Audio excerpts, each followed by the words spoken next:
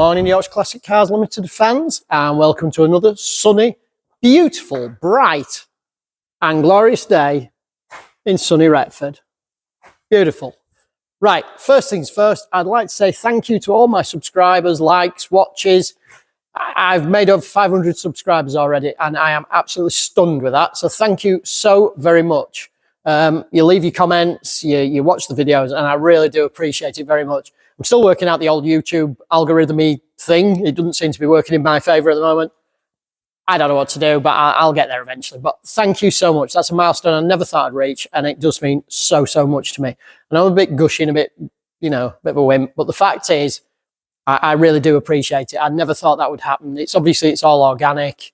You can't ask people to, you can't just go around and go, subscribe. And those of you that have, I really do appreciate it. So, what's going on in the workshop this week? The F350 hasn't changed. It's been a bit wet and windy, so the parts should be on order any time for that.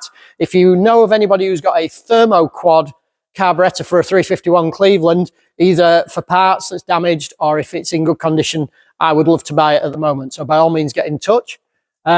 Just spraying some bits for the Mini. Okay, so if you come outside, just hung it off the barriers there so it's in the sunshine to get a little bit of heat on it. It's a bit funny painting this time of year. The weather isn't always great, so it can get that bloom where you get that milky sort of white texture to it, and that's damp that's caught in the paint from the cold usually. But because it's a nice sunny day today, I thought I'd take advantage and paint the heater. We've got, hopefully you've watched the video. If you haven't, please by all means watch the carb balancing video, which I did on the Topaz yellow Spitfire that's come in. Topaz is quite a rare Triumph colour. You don't see it an awful lot. It's like an orangey yellow. I rather like it. It's not my favourite colour, but I do quite like it. It suits, these 70s colours really suit these 70s shaped cars. It's a bit like the ridiculous green I've put on my Capri. The irony there being that the Stag that I'm now going to be back on with very next week, week after, something like that, is actually an original Topaz car. The Spitfire is one they bought sight unseen, and it's got a few issues, inevitably. I've balanced the carbs, which, as I say, hopefully you've seen the carb balancing video, the SU balancing video. If you haven't, by all means, watch it. That should have been uploaded yesterday, if I've had a chance to edit it.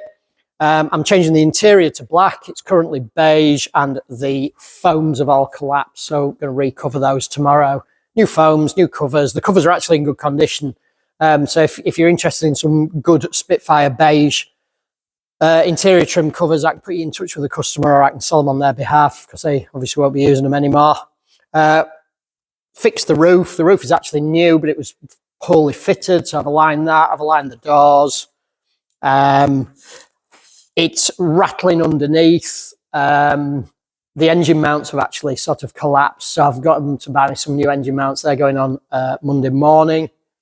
Hopefully that will stop the rattling. I'm assuming it's the exhaust catching on the floor. Catching on the floor, silly so-and-so. Catching on the chassis. Need a battery clamp. Just odds and ends, really. The car it's pretty good, actually. It's a pretty good car. A few tiny little issues, but nothing major. The brake lights weren't working properly, and things like the boot handle was the wrong way around, and the light switch was not working on the headlights. So, just odds and sods, really. Excuse me. So, back to the Mini. Spent a lot of time on the Mini while it's been raining. I have been working like mad on this. It needs to be done for the beginning of November, so the engine can be fitted and tested. Doesn't need to be completely finished, but they do want to fit the engine. And what I'm hoping to do is, by then, I can give it back to my customer. They can fit the engine, and then he can take the car away with the engine done and gone. And they doesn't need to bring it back. I may or may not get time to do that, but I'm going to try my level best. So I've done literally a mountain of hours this week just to try and get as much done as I physically can. I'll bring you around. I've just fitted some new brake pipes and made those nice new conifer brake pipes under there, which means all the brake pipes above ground are now done. Okay, so they just need to check in that they're all tight, and then I can finish the one at the back near the subframe and get that bled up so the brakes work. The drive shafts are actually in there, so that's okay for the engine. They're painted, but they'll obviously fit them with the engine. Hence, I'm doing the heater. The big thing on there is the glass is now all in. So the windscreen is in. It's top tint screen. The side windows at the front, as per legal requirements, are untinted. But they do appear darker because it's had the rear windows just put with it. It's actually a very light tint, but because it's inside, it looks quite dark. But I think you'll agree, I certainly think that looks absolutely ace. When I was young and I had Minis, I desperately dreamt of owning tinted windows. But I think those ones look really, really cool on that. Now they're all fitted with the black roof and the old English white. I think that really goes well. You can also see, hopefully, that the ride height is coming down as the weight's going into the car. Now the rear tyres are probably right as low as they'll go. The suspension is set as low as it will physically go on the adjuster rides. The front has actually come down a little as well. So we need the engine in first, and then I've got some nice carbon fibre arches to go on. Roof aerials in. Mirror mounts are on. There's a aluminium mirror mounts. The doors are built up pretty much, just waiting for a handle for the drivers for the lock mechanism. The cards are in at the sides. I've made some nice leather cloth corners in there. I made those myself. Foam lines, so they're nice and squishy. And I've got to bring your attention to the headlining. I fitted the headlining in the car. Now, I've done this a couple of times before in my life, and I know it's a big and stressful job. And I have to say, doing this has probably been the most stressful job I've ever done in my entire life. I came in with the intention of having this done in about 3 hours, and 15 hours later, there I was. However, it has come out really, really nicely. It's an aftermarket one, and I am told by a chap I know locally who specialises in Minis that they are an absolute nightmare to put in because it's quite a thick vinyl it's made of. It's like the leather cloth almost. There is obviously a knack to it that I now know. So if I ever have to do another one, please don't ask me to. Then I'll know how to approach it quicker and easier.